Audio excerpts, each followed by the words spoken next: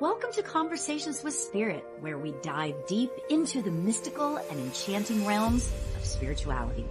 I'm your host, Spiritual Medium Lauri Albert, and together with special guests, we explore a world of spiritual insights and experiences, as well as offer captivating mediumship and oracle card readings. Tune in for enlightening conversations that will uplift your soul and expand your consciousness.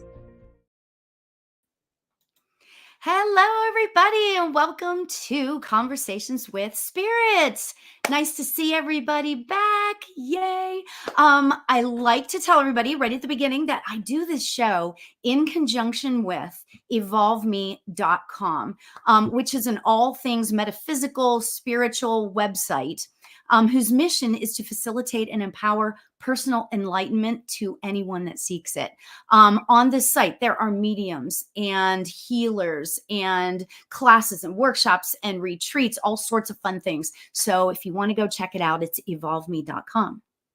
So I could not be more excited. I've been like waiting for this moment all day long. I'm totally serious, right?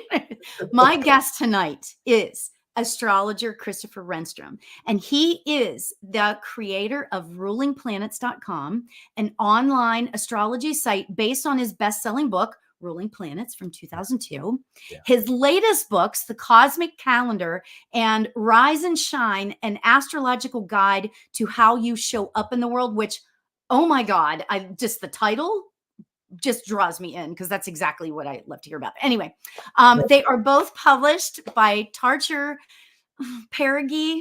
Right. Oh, yeah. Okay.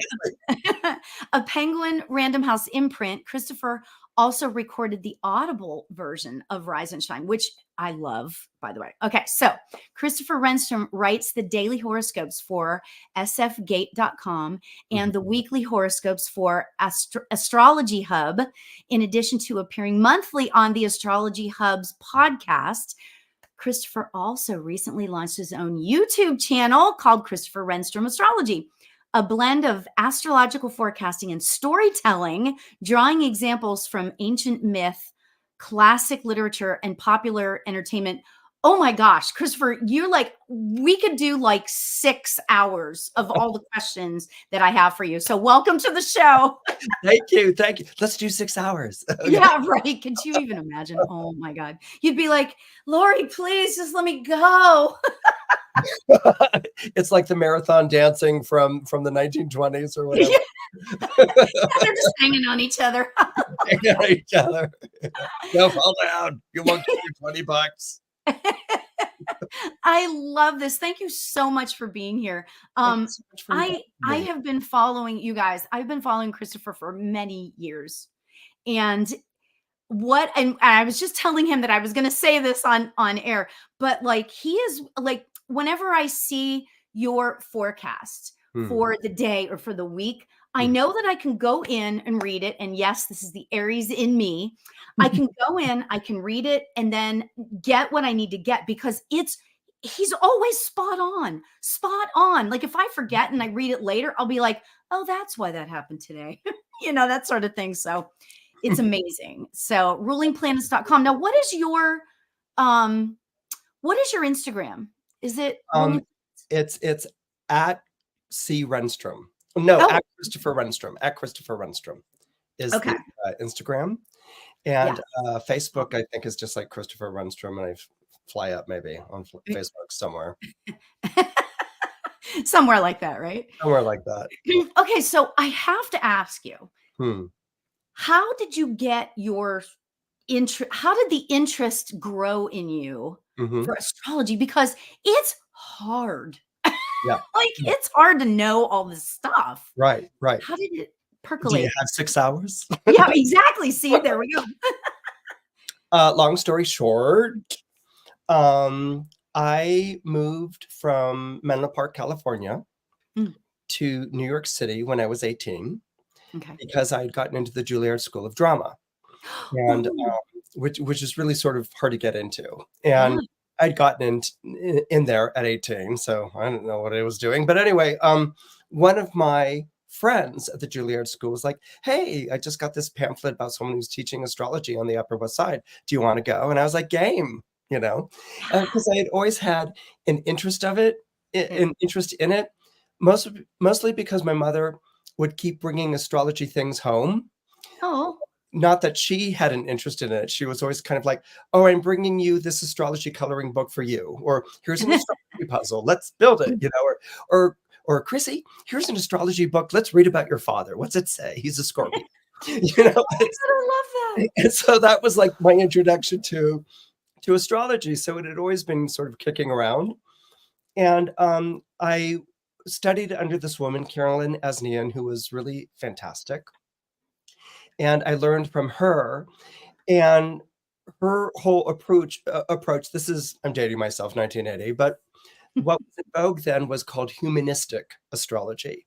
And it was astrology that was committed to realizing your human potential, combining Jungian psychology with astrology, tapping into archetypes, and understanding your chart as a conversation amongst the different planets as archetypal energies.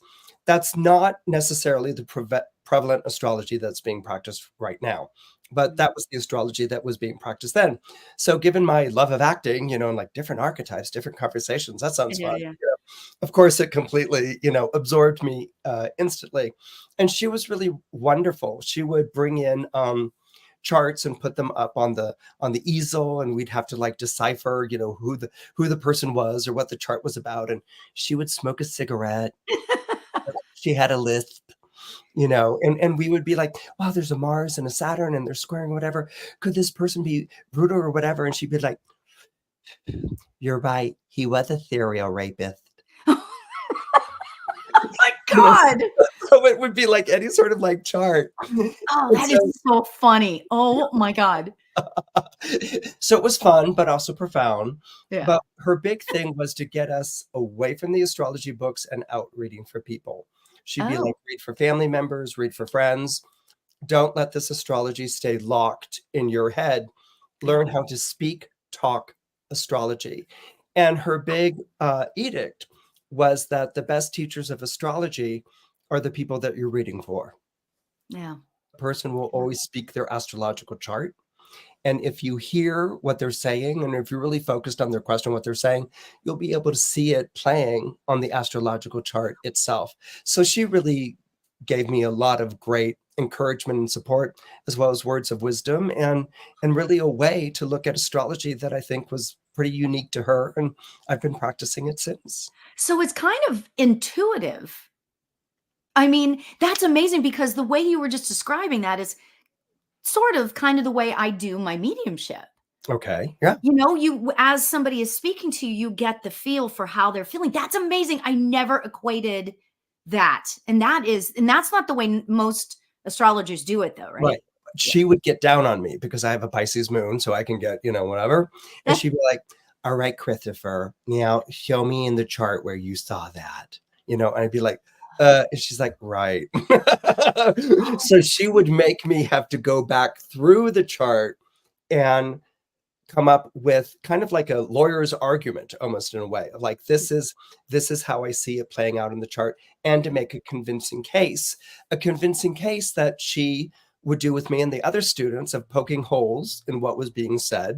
Yeah. Did we miss that? Did we give enough emphasis to that? Did we pay attention to how this could be? And so we could be intuitive, but we would always have to explain it.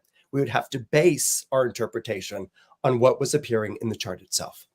Wow. Oh my gosh. That is the education right there. I mean, yeah. Wow. Yeah, and she was not. She always, people would be like, "Whoa, I nailed it," and she'd be like, "This is not a home run." I mean, she would be like, get away from the game show aspect of like, I got the prediction right, and get into working with the person. It's a person that you're reading here. Yeah, right. Yeah. And she would always say things like, would you say this to your boyfriend? Would you say this to your mother? Would you say this to your beloved uncle? Yeah. And it would get people to sort of stop and move back. And she was really introducing the human element of who you are talking to, and not just treating the chart as a lucky guess or the world ends tomorrow. It was just, right. Bring heart and compassion and humanity to what you're reading, and that will enrich, enliven, and deepen your reading. Wow. Oh my gosh. You just explained this to me. It's kind of like my brain just went because I always thought that it was kind of cut and dry. Like it Right. was like, okay, Aries are this, this, and this, and this, and this, and this, and this. Yeah. But because you just put it into a sort of an intuitive Yeah. way of doing it. That's amazing. Do you teach classes on this? Yes, I do. Yes, I do. And Oh. I love teaching, actually. Oh my gosh. It gives me great pleasure because, well, it's wonderful to be able to carry on in her tradition that she had set up, because she influenced me so deeply and so powerfully. And also what's really great, and I'm sure you've had this experience of like the aha moment, when the person that you're teaching gets it. And what's even more exciting is when they start speaking with their own voice, that they're not parroting back what they've learned, but they start putting their interpretations and their way of looking. And that's such an exciting moment when you're teaching, because you're teaching someone who's reading and you're listening to this, and it's a marvelous, marvelous experience. Oh my gosh. I can just tell by who you're being right now. You just love what you do. And you know what? Honestly, I got to say that I felt that for a long time, but since I just met you, I like really understand it. You know what I mean? Well, It's you like, love what you do, so you recognize it in another right. Yeah. way, right? Yeah. I mean, I say to people, I am like the luckiest person in the world. I get to do work with spirit like every day. How fun is that? And how lucky are we to do what we love to do? I mean, that's amazing. We are. And with that fortune also comes great responsibility. Yes. That, in the way that we are answering people in their lives, when they come with a question, or maybe they don't have a question, maybe they just feel adrift and they don't know, what's going on, to be there and to help them guide or to discover or to find. What I always say to my students, and I try to the best of my ability to practice myself, is as an astrologer, you don't have the answers. Your job is to read. Right. Okay. Right. It's not to say this is the answer. And if you're true to that, then you may have no idea if your reading made sense or not, but the person will leave the reading having a sense of like what the information was that was important for them to understand. Exactly. And that's really what it's about, I think. Yeah. And I think and Dose of Sunshine just said same with mediumship. So yeah, I totally, I never understood that before, but Well, you're the only astrologer I've ever really talked to. So, but it's in America, as opposed to the other countries where astrology and mediumship do combine. Oh, I didn't know that. Yeah, and this begins with the advent of spiritualism just prior to the Civil War. We all know the Fox sisters and this idea of like, the rapping and the seances and things like this. Yeah. But what that opened up was something that was even more revolutionary.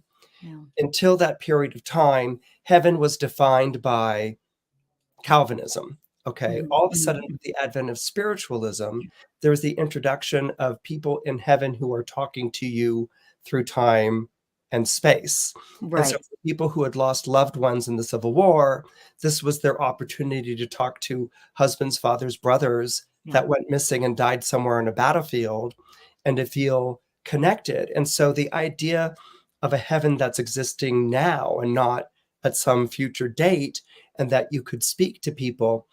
Well, astrology, which was also beginning to pick up momentum around the Civil War period too, oh, cool, combines with mysticism. And then you have the third ingredient, which is that most of the people practicing spiritualism at that time were women who were forbidden to speak from a pulpit in a church, but they could speak as a medium. So you really have this combination of mysticism and astrology coming out of the 1850s and the early 1860s. Wow. But they way back in like, I don't know, way back thousands of years ago, they've always been doing astrology, right? I mean, they may not have called it astrology, but they've always been looking at the stars and looking at where it is. I mean, to me, is that correct? Is that the way It you is want correct, because astrology is not, if you look at the history of astrology, which is 2,500 plus years in the West, it's Yeah. older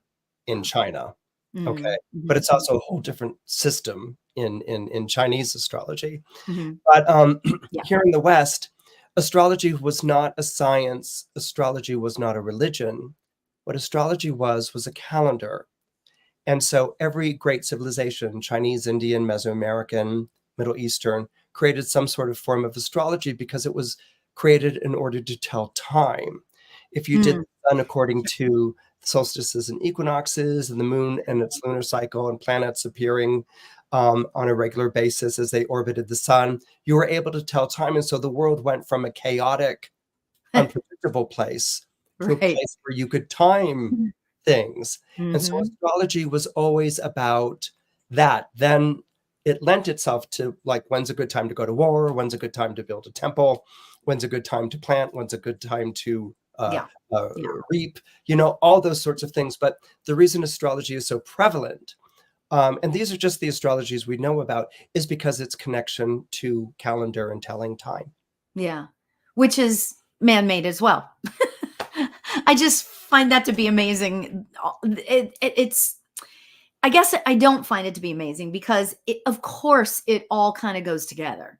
You Right. know, I mean, oh man, it just, I love when these types of conversations, it's so synchronistic. I don't know. Right. Right. Where you see it coming together, and how, and you're actually seeing a whole aspect of our civilization, Yeah. which is really beautiful. Yeah. I mean, who conceives of these things? How did Yeah. these things become and be? And what a different story of our civilization is told through something like mysticism or astrology than through, you know, the wars and the treaties that come with a history class. You know, it really is exciting to sort of discover these other rooms of history, these other wings of the mansion, you know, that have contributed as much to our civilization as anything else has. Yeah. Oh, this is amazing. Oh my gosh. Okay, so for those of you just joining, I've got astrologer Christopher Renstrom on tonight, and I'm so excited. Oh my gosh. I have to ask. So, and you're like, I can feel you tensing up. Like, what are you going to ask? You know? I'm just kidding. So what is the significance? I know that Saturn turned retrograde yesterday. Now, what exactly does that mean? And do we need to worry about anything? Like, what does that mean exactly? Well, retrogrades are, every planet in astrology turns retrograde with the exception of the sun and the moon. They never turn retrograde. Okay. And what a retrograde does is that it refers to a period of time when it looks like a planet is traveling backwards in the sky. And so it's not actually traveling backwards in the sky. If it were, we'd all be in a lot of trouble. Yeah. But it looks like it's traveling backwards in the sky. And so when a planet turns retrograde, like let's say Mercury, for instance, right? Yes. And we all know about Mercury retrogrades, the duck and cover Mercury retrogrades. Okay. You know, hide your daughters, Mercury retrograde. What that was is, during the period of time that a planet is retrograde, it was assumed that the planet acted contrary to its normal nature. Okay. So if Mars was named after the warrior god, when it's retrograde, you would have, I don't know, cowards. But, you know, if Venus is the goddess of love, when she's retrograde, she's the goddess of betrayals and treachery, you know. Oh gosh. Yeah. Right. It would flip. It would be reverse. Yeah. Mercury retrogrades are famous for bad sales and transactions because Mercury rules over sales and transactions. Indeed, the Latin root of Mercury is merc, where we get merchant and merchandise and mercantile. Oh. So Saturn, who is the planet of test, trials, and tribulations, you know, Saturn gives you a hard time. It's the spoiler planet. the first question I always get is like, wow, Saturn's retrograde. So, are we test free during this? Yeah, I was just going to say, oh, we should be happy right now then, right? Right. That's a good thing, right? Grumpy pants is, moving backwards, showing softer, kinder side of self. Yeah. Well, no. No, No. of course not. What Saturn does is it's interesting what Saturn does when it turns retrograde. Many astrology books will say it's a time of slowing down because Saturn's already slow, and it's a time of becoming more reflective and pondering, great things. And it can certainly be that. But what happens is that when Saturn is moving direct and when it's a planet of test, trials, and tribulations, it is applying tests to your life, trials to your life, tribulations to your life, and so this is actually an active energy because we can see the difficulty that's coming up. And so we're kind of like bracing for it or hiding from it or, running away from it or whatever our reaction is to a test or a trial or tribulation. But when it turns retrograde, it kind of leaves this uneasy silence. What was oppressive isn't as pressing. Okay. Ooh. And what I'd like to liken it to is imagine you've been imprisoned. Okay, you're incarcerated, and you've been given a X amount of years sentence or something like that. But imagine one day you wake up in your prison cell and the door's been left open. Okay. Yeah. What do you do? Do you like run out and go for it? Do you like look around to see if it's a trap or if you're being set up for something? Do you call out to see if the other prisoners are there as well? So what Saturn does, and of course, there's nothing but silence. What Saturn does is that when it turns retrograde, it relieves that pressure, that opponent, that fear, in a confronting way. And it sort of moves it into the existential column. It's like, are you ready to leave this prison cell? Right. That's the question. What is a prison cell? Well, there may be some of us who are in prison cells. Okay, but there may be some of us who feel imprisoned by circumstances. We feel imprisoned by obligations, abilities, pressing debts. And so this door that's been opened, is it real? Are we really free? Can we really? And so the question with the Saturn retrograde is, are you ready to step out of this prison cell? Oh, I love that. I am. I'm ready. No more prison cell for me. I'm out. Right. But there are some people who don't feel ready to. Yeah. And that's okay too, right? I mean, it's just, And Saturn's kind of cool with that. Yeah.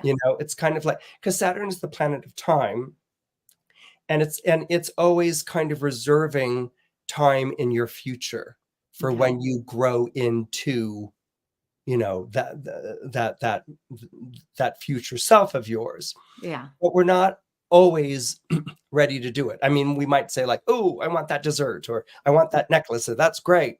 Right. But when we really study the consequences of it, what that would mean in terms of a change of lifestyle, what that would mean in terms of making a decision that's going to upset other people, those are the considerations that come up with the Saturn retrograde. And as you pointed out, there are going to be people who are like, you know what? I'm ready to do this. And they're ready to do it not because it's like, I'm ready to do it. They're ready to do it because it feels like it's time. And with Saturn, we're always talking about time. It feels like it's time to do this. And other people may feel like it's not time to do this. I'm not ready to go, or I see that I could do this, but I don't think I like the repercussions of that. And so they might close the door of the prison and sit there. And that's all right too, because Saturn ultimately is about doing things in your time. Right. That's basically how I often describe a Saturn retrograde. Wow. Ooh, so, I'm sure that every planet that is retrograde, or actually doesn't even matter if it's retrograde, just every planet has these extraordinary qualities. And the way you just described Saturn being retrograde feels, for me anyway, feels so empowering, because I feel like, and tell me like if this makes sense, is that like it feels like from January up until now, it has been like, actually more like April, I'll just say it that way. Like April up until now, it feels like I've been on this thing, and it's like, okay, here we go. We're ramping up, we're ramping up, we're ramping up. But it feels like with what you're saying, I'm like ready to just say, let's go. Like I'm done feeling like trapped in this. It's not a prison necessarily, but trapped in this way of thinking, you know. Obligation. Right, exactly. Trapped in this lane. Right. Yeah. Yeah. Right. So But it feels like it's been leading to this so far, for at least for me, for the year. Does that make sense? Is that logical? it makes perfect sense. What I would alter it is I would actually ask you to maybe think about adding another year to it. Oh, So, okay. you know, instead of it just being the last April, maybe you want to go and think about the April before of 2023. And Oh, the reason I'm asking you to think about that is because you have had eclipses taking place in the zodiac signs of Aries and Libra. Okay. right. And Mhm. so eclipse energy is like, gun it, you know, Yeah, it's kind of yeah, like, yeah. let's, you know, like what you have with an eclipse in Aries, for instance, is all of this Aries energy surges forward in you. Okay. Yeah. But it's an eclipse, which means that the moon's blocked the sun in the sky, you know, so you've got this feeling of surge, but you don't Yeah. really know where you're going, and Yeah. you're not really quite sure, but you know that you're whatever, you know, Yeah. and that's when an eclipse can unleash. Oh my God. I Right. have to tell you, you're gonna laugh, right? Okay. So during the Obviously. solar eclipse, Mhm. okay, that was seen in the United States recently, all right? I was actually on a private plane flying, and we flew into the almost the totality. Oh, wow. I was hysterically crying. Of course. I was hysterically crying. It was extraordinary, like, the energy that I felt from that. I'm gonna get all, like, emotional now, but Well, of course. it was just, the energy was extraordinary, and I don't know what it was coming from. I don't know why, like, for me, I just, because I'm a medium and I'm intuitive, I was just What's in feeling. your zodiac sign, my dear? Yeah. So Oh, that is my, yeah, yeah, right? right. But it was so extraordinary, and taking the pictures, and the people I was on the plane with were like, "What is going on?" And I Because was like, I'm eclipsing. I'm "Yeah, eclipsing. I know, right?" That was basically it, I was like, Yeah. Just leave me alone," and then I had this really cool ethereal music on, and I was like, "Oh, I'm so woo-woo sometimes." Yeah, but it's a good woo-woo, and it's a Yeah. wonderful woo-woo. I mean, how many times do we get to, like, fly into a mystery of nature? Oh, I know, right? You know? I mean, you Extraordinary. know, it's we have these wonderful, and in this case, it's kind of like a majestic reminder of the Yeah. mystery of nature, uh, which is probably preferable to other reminders of nature, like hurricanes and things like that. But, you know, here you get to, like, not only bear witness, but immerse yourself in this wonderful mystery of nature. But you're Yeah. also gonna be emotional because the eclipse is involving the sun and the moon rules our emotions, and, Yeah. you know, you're gonna be like, you Yeah. know, Yeah. and rendered inarticulate, you know, Yeah. probably as a result. But that energy is a surging forward energy, but Mhm. then what do you do with that energy? Where are you going with the energy? Mhm. How do you Mhm. shape that energy? This Mhm. is something that the other planets can help out with, you know, Yeah. because they can take that energy and they can relay it to other planets and then begin to articulate or write on the wall Yeah. something that you should be getting, something that might begin to describe and interpret the experience. Yeah. Oof. This is such an extraordinary conversation. I am like, I'm loving every second of this. Oh, so glad. So we are live on a whole bunch of Facebook and YouTube channels and all sorts of things. And Trish from my Instagram page says, "Do you have any online," wait, I gotta see what I'm saying here. Do you have any online course recommendations? And On are you teaching anything soon, or? I will be teaching soon, and it will be through the Christopher Renstrom Astrology channel Okay. on YouTube. And Okay. so we'll be opening probably like in the next 3 months, like the first workshop and things like that. Because I'd like to do workshops. I'd like to work with people on their charts, because Yeah. that's what I find really lands it, rather than, Oh, sort of like huge, like lots of people. I prefer, what can I say? I prefer a more one-on-one type yeah. type of approach, so that we can work together as a group on Oh, these charts and things like oh, that. I love that. Oh gosh, don't be surprised if you see me showing up in your class, because I that's love like, it. Oh my God, come on. You'd be like the best in class. well, because I'm one of those people, I just know that like people get freaked out when Mercury is about to go retrograde, right? Yeah, And yeah. I know that like for me, I'm very in tune to, obviously I'm very in tune to energy, right? Yeah, So you're very if energetic. yes, well, that too. But I like know that for like 3 weeks before Mercury goes retrograde, that's when, like, that's how I know. Like, if I don't know the dates or whatever, like when people start driving like maniacs, and I notice it, I'll be like, I wonder if Mercury's getting ready to go retrograde, because Mhm. it's just people are nuts. They're nuts, right? And then it seems to like calm down when it actually goes retrograde. And then after it's done, then it kind of, people freak out again. What is up with that? Can you That's explain that? sure. Well, this might get technical and a little boring, so I'll risk it. But what you just described was the shadow period. Right. So Yeah. Mercury, for instance, this Mercury retrograde, I think it's going to be August 4th to August 28th. Okay. Okay, so if you think of degrees, just think of degrees as days in a week in a calendar, okay? Okay. And Mhm. so there's 30 days to every sign in the zodiac is probably the easiest way of thinking of it. Okay. Okay. So Mercury will get to, I don't know, let's say it's 23 Virgo.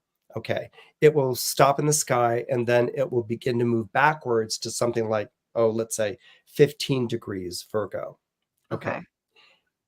In the 2 weeks before it turns retrograde, it crossed past 15 degrees Virgo and got to the 23, I think we said. Okay. Okay, where it stopped. Okay, that's the shadow period, because it already traversed what it's going to travel back over. Oh. Okay. So Oh that's my gosh. shadow period. And that's what you're talking about. You're feeling the approach of it. Okay. Because it Right. hasn't stood still in the sky yet. Mhm. All right. So then it's at 23 Virgo or 26 Virgo, I think I said. And then it's going to retrograde back down to 13. Okay. And let's say that's August 28th, it goes to 13 and it comes back out of retrograde at 13. That Right. means it has to travel from 13 to 26 again. Again. And Yeah. that's following shadow period. So Oh. that's why you always want to take the 2 weeks before a Mercury retrograde and the 2 weeks after it for Mhm. that shadow period. And Mhm. as you so rightfully pointed out, that crazy period where everyone's, like driving weird or whatever. And why are they driving weird? Yeah. Mercury rules over commuting. Ah, yes, that definitely makes sense, because oh my gosh. Yeah, Like, because it was short journeys. And so yeah. back in the day, it was, oh, maybe a wagon ride or something like that. Nowadays, it's commuting to work or commuting to do things. That's all Mercury ruled. That's why you will often have car trouble during a Yeah. Mercury retrograde. And that's one of the things you want to be on the lookout for. Wow, that is extraordinary. I've never heard that explained. That's why I need to take your course. I'm sure of it. Well, that would be lovely. They explain all sorts of things like that. I know, and like, yeah, and I'd be like, I'm one of those, like, if you remember the Friends episode where Monica takes this class, she goes, I know, and that's me. I'm like, That was me when I me. was taking class. I know. I'd even get like tired of holding my hand up and being like, I know. I think you and I could be good friends.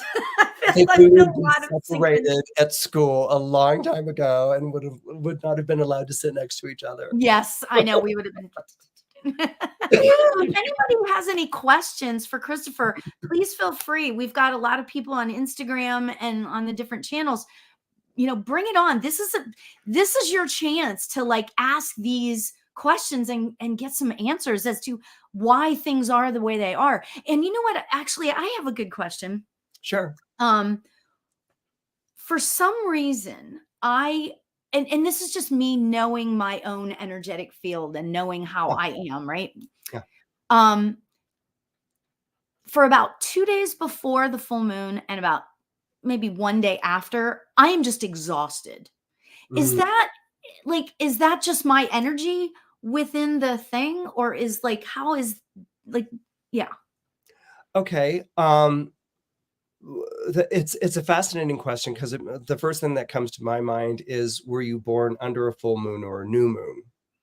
Oh, I don't know. Okay, because that could be something that's getting triggered on a regular basis. Okay, so in my chart, that if I have my chart, would it tell me that? Because I have my chart. My chart is actually on my, but I don't know. There's just if the sun and the moon are next to each other, okay, that's a new moon. And if the sun and the moon are opposite each other, like on a 180-degree circle, then that's a full moon. I can't tell. I'm trying to look at it, and I'm just going to take too much time. I was just trying to look at it because I don't know what I'm seeing. So because if you're having those reactions to full moons, then it's probably hitting on something in your chart that is causing that reaction. Okay. I never thought of it. Okay. See, this is so amazing because I'm understanding, because all I deal with daily is the energy of spirit, right? Right. So when we take that and, auras and all of that stuff. So whenever I bring in the ideas of astrology, it's like all of a sudden what you're saying is kind of making me, it's like full circle. It's like I'm understanding things in a different way. I think that everybody should study this. Well, and they used to be taught sort of as a curriculum. I mean, you would learn when I was starting out, you would learn your astrology, you would learn your tarot, you'd learn your numerology and your mediumship. Although when I was starting out, and I'm dating myself, it was called channeling. Oh no, I call it. And palmistry. You would learn all those basics, and you would use them together. You would use them all together. And so and that was actually a very sort of rich time, I think, a very enriching time. I think nowadays it's become a bit more balkanized, but that sort of thing of like, you might be really good palmist and then fall back on the astrologer. You might be a really good astrologer, but let's say the question is really, confounding. And so you switch to the tarot cards to get more of a sense of what's going on, so it's kind of like switching these different disciplines. Yeah, I think it's fantastic. And it's kind of like, I don't know, the importance of understanding that everything has its place. So like in terms of, well, I guess I'll just say it this way, spirituality, right? Right. I mean, everything has its place. Astrology has its place. Mediumship has its place. Psychic, intuitive work has its, Reiki, energy healing. It all has its place. And it's kind of like that. Astrology seems to me like it's the next, or not, I shouldn't say next, but it's like one of the pillars that you should really learn about, Yeah. And it's like, and I'm kind of getting the feeling, and this is just me, having an aha moment, it's like, even though maybe I would never obviously be able to do it as well as you do it. And as, but I think understanding it a little bit better is like where it would just blossom so many other aspects to my own spirituality, meaning my mediumship and my, and my healing and all that stuff. Is very interesting. What I find that astrology brings to the table is that everything in astrology is going to be rooted in time. Yeah. Okay. You're born at a particular moment, at a particular time, and that's when the clock starts. And we're all born with body clocks, or we're all born with time within ourselves. We often talk about living within time, but time lives within us. Yeah. So Yeah. one of the pluses that I think astrology can give is time. Yeah. In other words, it can be like if you're going through a difficult time, you can see by a transit of the planet, oh, this isn't going to be forever. This is actually going to lighten up at this period of time. Yeah. Or let's say you feel like you haven't really become yourself yet or whatever. Astrology will say, well, maybe you're a late bloomer here and this is going to emerge at this time. And so that's where I think astrology really can complement a lot of these different disciplines, because sometimes with the different disciplines, it can be hard to do the timing of it. And astrology can afford you with sort of like, oh, this must be Neptune and it changes at this date. And this may be, something to look at or something like that. Yeah. And so astrology is not really about fate. It's about time. And that's, I think, one of the pluses that it can bring to the different disciplines. Yeah. Okay. So, all right. So now I want to ask a question. I don't want to get political per se, but I'm really curious as to what I'm going to say it this way. What part does astrology play in like the elections? Right? Is that a weird one? Is it? No, it's not a weird one. Astrology has actually always been associated to, the sponsors of astrology for most of its history have been people in power. Okay. Remember that astrology was patronized by, or at least Assurbanipal was the first one to collect the records, but kings worked with astrologers from Sumeria or Mesopotamia up through the French and British and German courts. And astrology was often employed in terms of politics and the running of a country. In China, it was all about the running of the empire. Yeah, that makes sense. And so astrology has very strong connections to politics and to political forecasting and things like that. So there's a very, very long history with that. But like everything else, anything could become politicized in a conversation. Yeah. One of the things, though, we do need to be sensitive to is that it was Luke Dennis Broughton, who was a British transplant to America, who started his astrology almanac or whatever in 1860 and very quickly realized that he was in the middle of an American Civil War.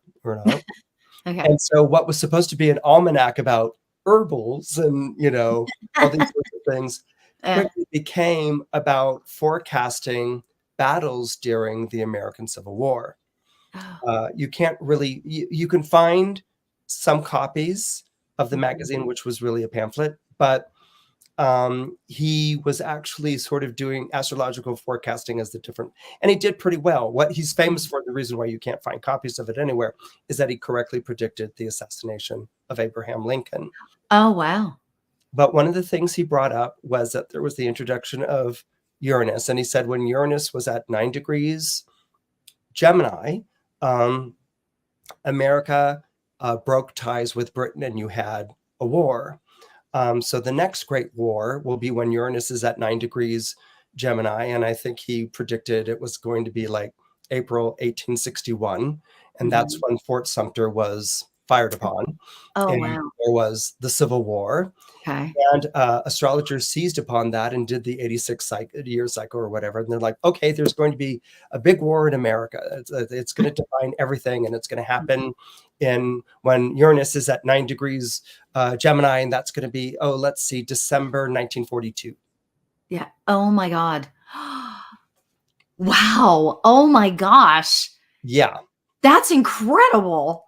So 2027. Okay.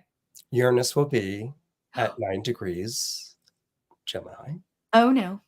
And that could portend either a civil war or a great war, or, that's basically what Broughton had set up as a way to read. Yeah. But not all things are experienced physically, but certainly if you're thinking of where the country is right now with its polarization Yeah. and the splits and the divides, Mm-hmm. metaphorically speaking, at the very least, there's that kind of a disruption and a separatism that is driving the country forward. And when I look at the election, it doesn't matter who wins. Okay. They will have a miserable time in office. Yeah. Yeah, It doesn't exactly. matter who wins. Both will have a miserable time in office. Yeah. And both will leave people dissatisfied and angry, and probably even more so. And this is really all leading to the next 2 years when the modern planets change signs. You have Pluto is in Aquarius already right now. Neptune enters Aries, and then after that, Uranus enters Gemini.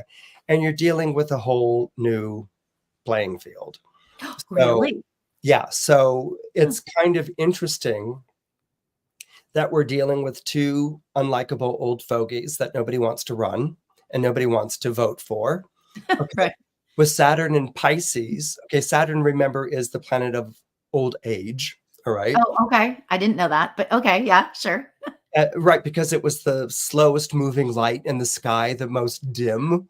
And so until Uranus and Neptune and Pluto were discovered, that was the last planet, the old planet. What are we going to do with the old guy? Okay. Yeah. But Saturn is in Pisces. Pisces is the last, and you should know this because you're Aries. You're the first of the zodiac signs. Pisces is the last of the zodiac signs. So you're dealing with the old planet in the last sign, taking a long time. Yeah. Okay. Okay. And so this is why everyone's like, why do we have these crummy choices? Why are we living some sort of like reboot of what went on before? And like, how do we get stuck with Grumpy Man 1 and Grumpy Man 2, Old Man 2? So my feeling about the election is nobody's going to like it, especially the person who got elected. And it's actually where we are until the planets change signs and they complete that transition in the next 2 years. Okay. Oh, that's so fascinating. So, you know what, as you were saying all of that, okay, so bear with me on this question. This is like, I haven't quite formulated the whole thing in my head. So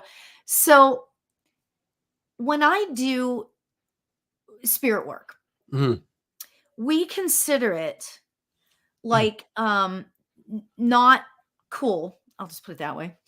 We consider it not cool to like look at somebody on the street and read their energy. It's not I can't think of the word, proper or whatever. It's not polite. Yeah, it's not polite, right? Exactly, right? So you just don't do that.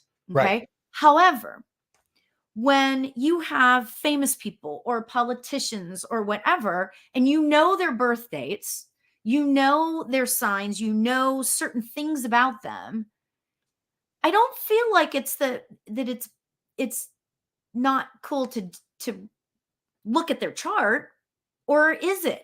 Or I mean, because I know people do that all the time. Because I remember years ago there was an election, and everybody was looking at, not everybody, but like I remember hearing two different things about the two different candidates, and I was like, oh, is that cool to do? Is that like proper? Do we do that? But what is your take on that? I mean, if we know the details, then it's not like we're doing anything wrong. Right.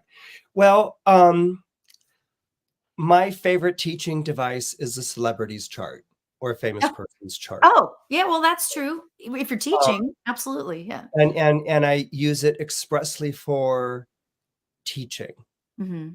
Because on one hand, it's wonderful because everyone knows the story. Right. And the chart more often than not, although nowadays it's changing, the chart more often than not is public information. And so I will like to teach it in terms of showing what these planets did at this period of time, what perhaps led to the person's breakthroughs or breakdowns, and what the person had to contend with and the choices that they were making.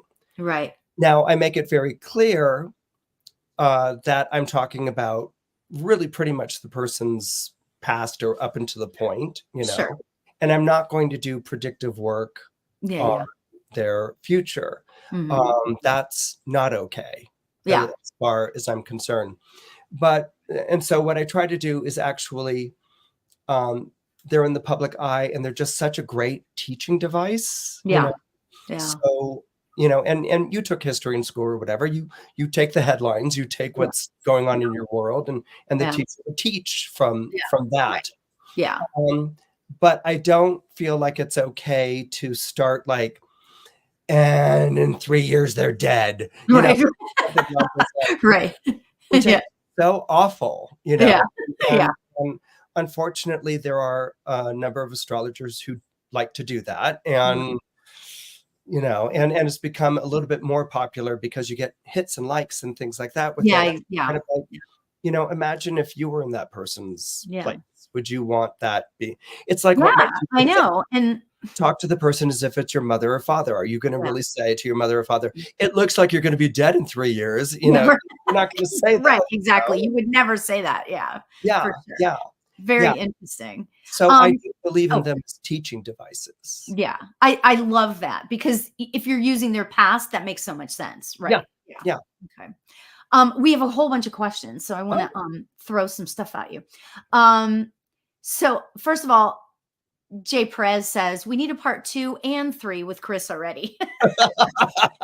So yay. Lauri, we'll work our way up to 6. There you go. Exactly.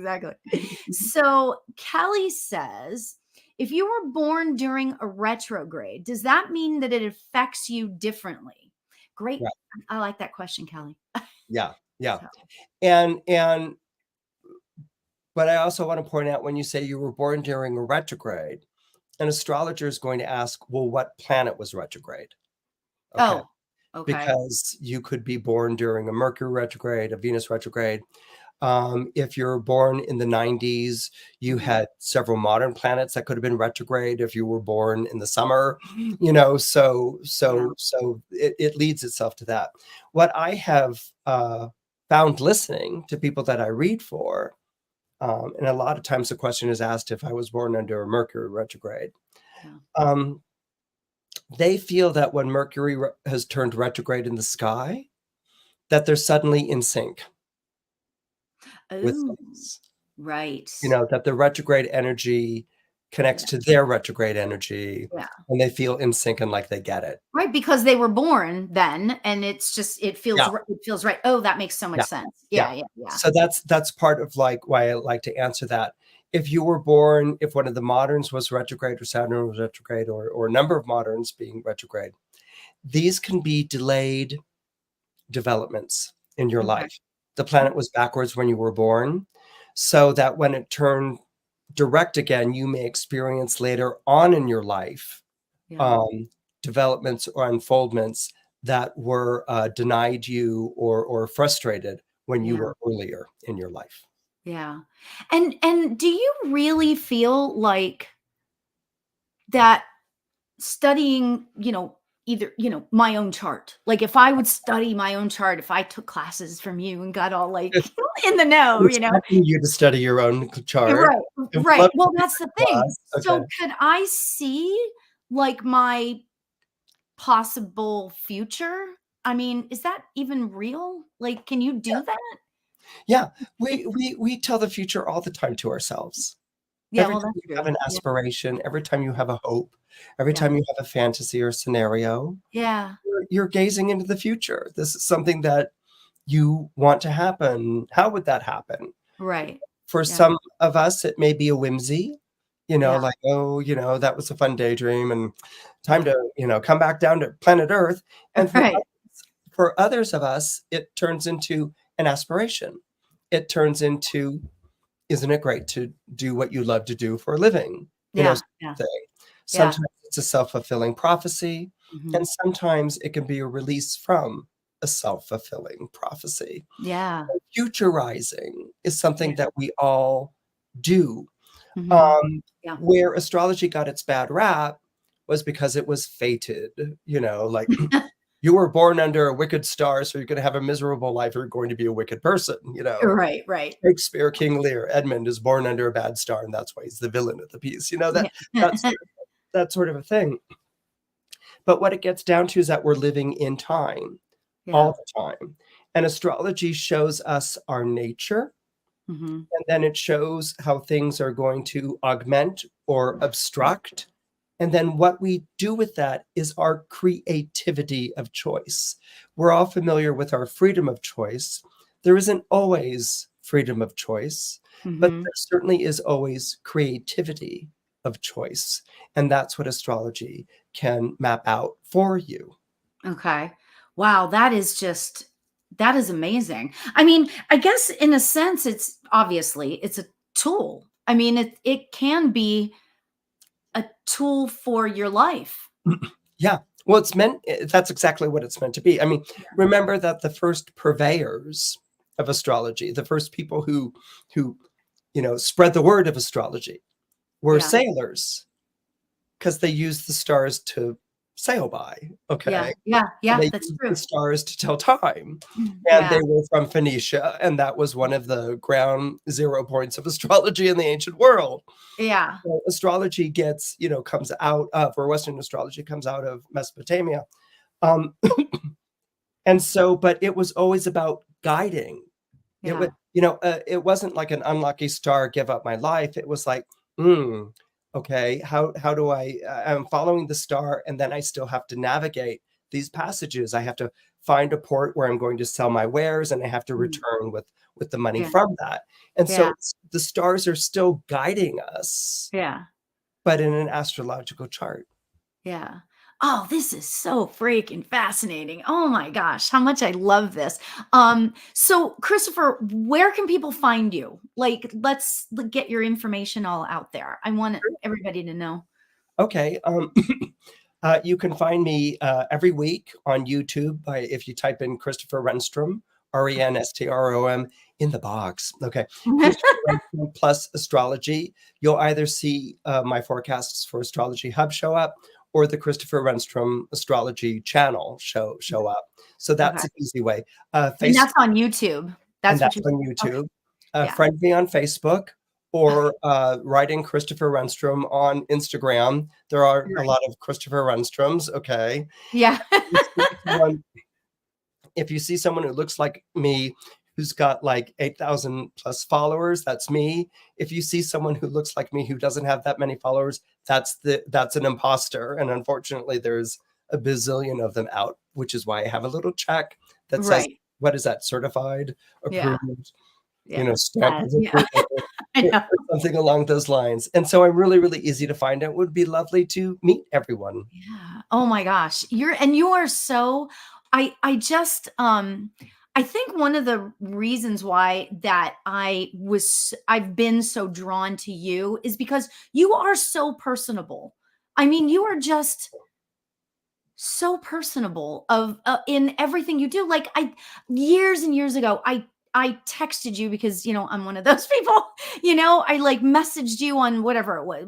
I don't remember where it was at, Something, but Facebook or Instagram or yeah, Passenger it's Pigeon. one of those, and you texted me back. You like answered my question, and Of I'm just like, course. that is like so cool. And so I always strive to do the same because when we get a little too high in the hog, spirit has this way in at least as far as I'm concerned, spirit has this way of kind of knocking you back down and saying, come on now, don't get too high on the hog there, honey, kind of thing. Well, So I just find people fascinating. yeah, I just love people, I guess, yeah, and so if yeah, someone messages you, you message back. yeah, yeah, I know, right? Well, because it's common courtesy too, I Well, mean, it's fun. you know, I've met lots of wonderful friends and things like that through yeah. yeah, I It, really it, enjoy it.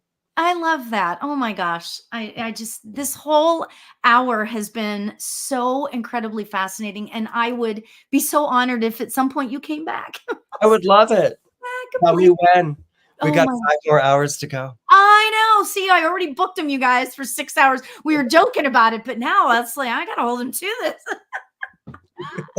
Oh my gosh. This was so fascinating. And now rulingplanets.com go Yeah, to there's that too. Sorry. right. Yeah. There's so many different hats. Yes, there's Oh, there right, you go. planets.com. Sorry, I'm getting over a summer Follow cold. Christopher. That's great. That's awesome. And you can subscribe for it. It's like $1.99 a month or $22 a Yeah, year. it's like nothing, you guys. It's so you get It's so much for it, you know.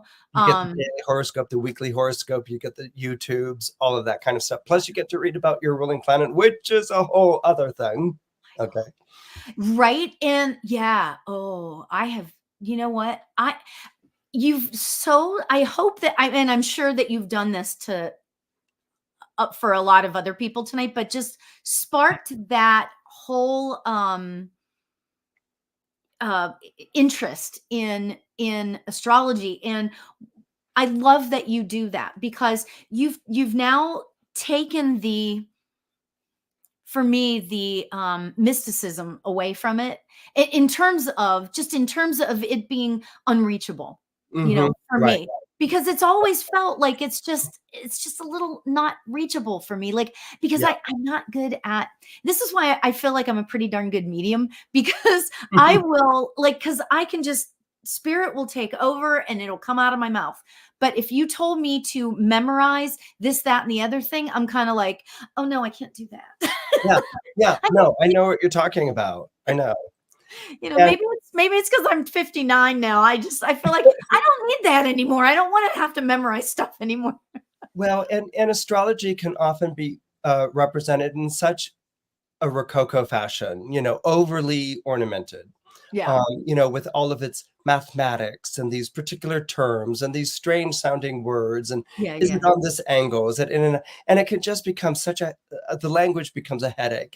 Yeah. And the reality is it's very simple. It has a beautiful language and it's really easy to follow. And Okay. once you start your first couple of steps, it takes off and you just become completely like, Yeah. oh, Yeah. and it gets really, really exciting.